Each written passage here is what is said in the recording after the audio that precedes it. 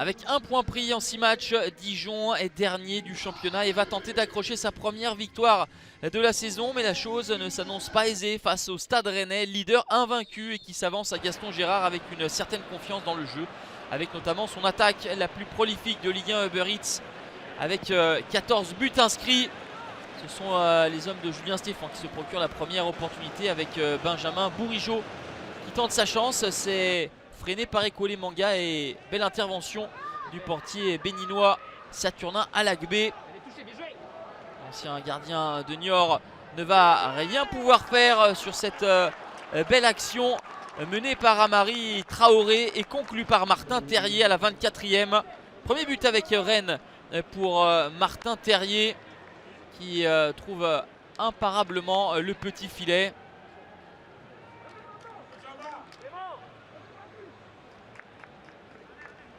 Le travail de Amari Traoré qui avait pris le meilleur sur Hannibal Chala, le latéral dijonnais. La réaction des hommes de Stéphane Jobard avec Samaritano. Le décalage et la frappe dans les gants de Romain Salin. Alfred Gomis étant blessé. Romain Salin est toujours titulaire dans les buts rennais. Après l'ouverture du score rennaise, les Dijonnais n'ont pas baissé la tête et se sont procuré quelques situations à l'image de ce petit ballon lobé de Samaritano. Il avait vu la sortie de Romain Salin. Manque de réussite pour l'ancien Auxerrois. 1-0 à la pause pour le Stade Rennais. A noter les titularisations de Dalbert prêté par l'Inter, l'ancien niçois, et de Rugani prêté par la Juve dans les rangs rennais. Et justement Rugani va être un petit peu enrhumé au même titre qu'Aguerd par Mama Baldé, le Bissau guinéen, auteur d'un joli numéro de soliste pour venir conclure et égaliser. Première réalisation pour Mama Baldé. C'est une véritable prouesse technique que de passer entre les deux défenseurs axiaux rennais et d'avoir la lucidité, la puissance pour décroiser sa frappe. Cela vaut bien une petite pirouette pour Mama Baldé.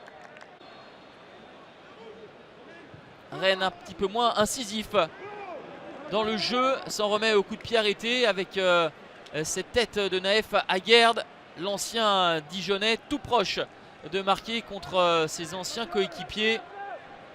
Rennes qui disputera son tout premier match de Ligue des Champions de son histoire dans quelques jours face à Krasnodar, veut emmagasiner de la confiance et s'imposer ici à Gaston Gérard, mais la réussite fuit les Bretons. À l'image de cette reprise de Flavien Tay qui touche le sommet de la transversale de Saturnin Alagbé. C'est le 7e montant touché par les Rennais depuis le début du championnat.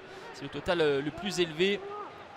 Un dernier coup de pied arrêté avec cette tête de Rugani captée par Saturnin Alagbé. Il aura tout tenté, Julien Stéphan. Il aura même fait entrer Jérémy Doku, le jeune international belge de 18 ans. Mais le score ne bougera pas. Un partout, score final. Dijon ne gagne toujours pas, mais il mérite de ne rien lâcher pour revenir et prendre un point encourageant. Rennes, pour sa part, reste invaincu, mais enchaîne après Reims un deuxième match nul face à un mal classé.